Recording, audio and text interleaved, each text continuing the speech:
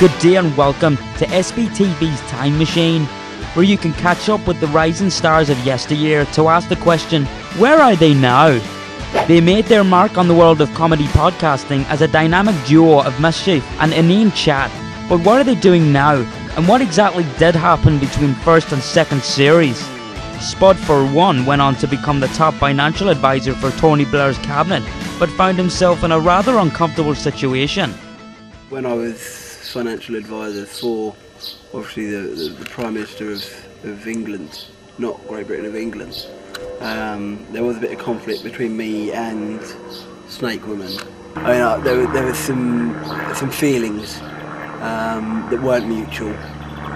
I despised the woman, but she took a fancy to me.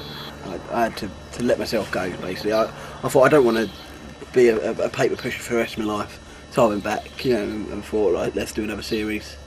I've never been a particular fan of the Star Wars film, but I'd heard a lot about it, and it was at the time there was a lot of this because George Lucas was talking about doing another Star Wars film, and I thought, yeah, I'd like to get in on that. So I spoke to George and some of the producers, Rick. At the time there was a lot of conflict between which studio was going to take it on, and he'd been rejected from Disney. The script had been rejected from Disney for whatever reasons, and so I decided to turn up on the first day of shooting dressed as Mickey Mouse, thinking that might be, could break the ice just a little bit, and he didn't like it. He fired me on the spot, and he threw coffee on me. It wasn't hot coffee, but it ruined the suit and I lost my deposit. Love and intimate relations with the stars has also played a big role in the becoming of the professional chatterboxes. Yeah, the whole Britney me thing was, I mean, it was just a bit of fun.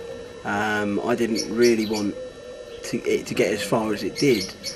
So when Perry dared her today to shave her eyebrows off, I thought it was the perfect opportunity to say, well, actually, I like a bit of hair on me, girls. But then when she did the whole lot, I mean, that was just opportune. I mean, I was just like, right, okay, fine. Fuck off, Baldy. I don't want to talk about the whole Olsen thing. The whole Perry and Mary Kate fiasco. I mean, I don't know which one. I don't really care. But he was doing one of them. Did he tell you who it was? I went round to his apartment, and under the duvet there was an Olsen-shaped person. Did he know which one? Well, I mean, I know it was one of them, but Jonathan Ross was hanging around a lot, so it could have been him. But it was an Olsen twin. I'm almost certain of, just from the shape of it. Yeah, very skinny. Sadly, it wasn't all a big high, as Spud soon found after falling victim to a terrorising coke addiction. It was blown incredibly out of proportion. Tabloids can be quite nasty, and when you get well known and you have to deal with things like fame and fortune, let's be honest, there was a lot of money involved at the time. There were some dark times those 2 weeks where they said some things that it wasn't true. None of it was true. I mean, I've admitted that I've got a coke habit, and I'm just going to push past it. I think it hit Spud the most, because a coke habit isn't something that can... I think he didn't quite understand the ethics of a coke habit. It hurt when I was on the front page of The Sun with a can of coke in my hand and them writing about it in the way that they did. I mean, they made me out to be this uncontrollable coke addict, which, I mean, I'm not. I mean, it's just one of those things. I don't know any more than what I saw, and what I saw was nasty. I don't ever want to see anything like that happen again. To anybody. Well, maybe Heather Mills. Rumours of sour blood between the two took centre stage in their careers when an acclaimed director of the Calamity Club, David Coyle, began shooting a feature-length documentary based on their everyday lives. The result was a hard-to-swallow and unmarketable pile of shite that truly captivated the pair's surreal working world. There was a lot of nasty things in the papers at the time about myself and Spud being of quite bad blood, especially following the David Coyle incident with the documentary film. The David Coyle interview nearly ruined us. Purely, I mean, we have got a great working relationship, but the things that he put into it, the way he twisted our words, that's what got to us. I thought that was going to be a lot of fun doing the film, but it turned into quite a chore. After a while, he twisted a lot of things. David Coyle, all I can say is that he's a nasty piece of work. He's not anyone I'd work with again in the business.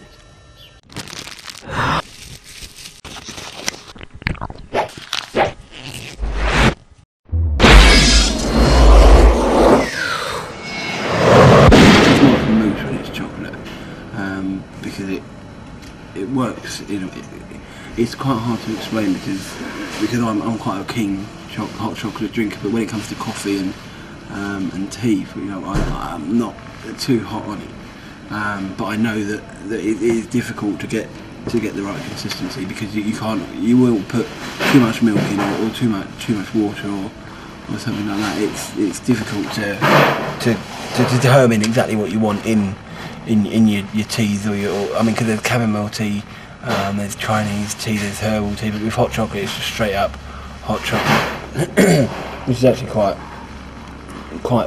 nice, because hot chocolate is one of my favourites.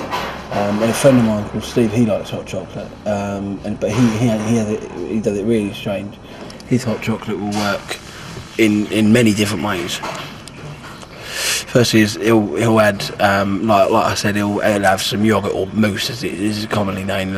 He'll have mousse. But soon before the recording of the second series, things began to take an awkward turn, and to this day it seems that things are better left unsaid. The Letterman show, where we said scheduling conflicts, that was not 100% true. 98% true. I don't want to talk about the David Letterman show. I was in America, Perry wasn't. Simple as that. The reason Perry wasn't is because he had to go and get some tests done at the doctor's. We won't go into that because it's a personal thing between Perry and the child. I was looking forward to Letterman, as anybody would. It's kind of a sign of where you've gotten to a stage where you want to be invited along to speak about something like that. There was a lot of nasty things in the papers at the time about myself and Spud being of quite bad blood. How would you comment on rumours of a declining relationship between yourself and Spud?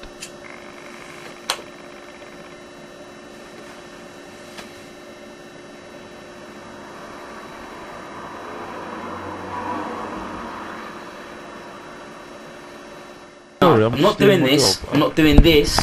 Shove it down. Shove it. Get out of line. So how long Just No. So, that's as much as I'm going to say. Everything's fine.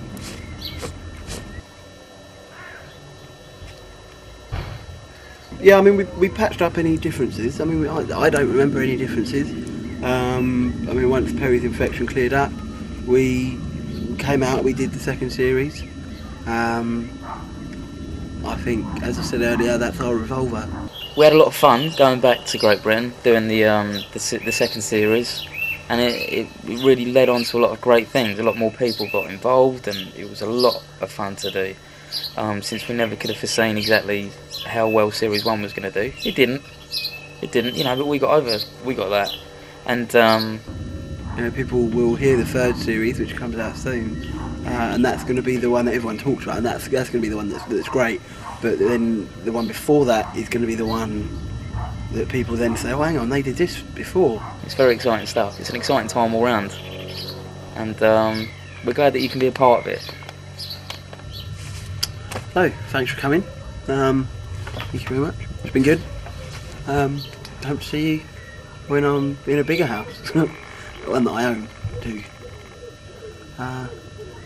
See you soon.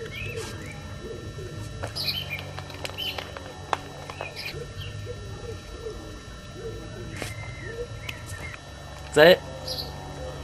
Is that everything?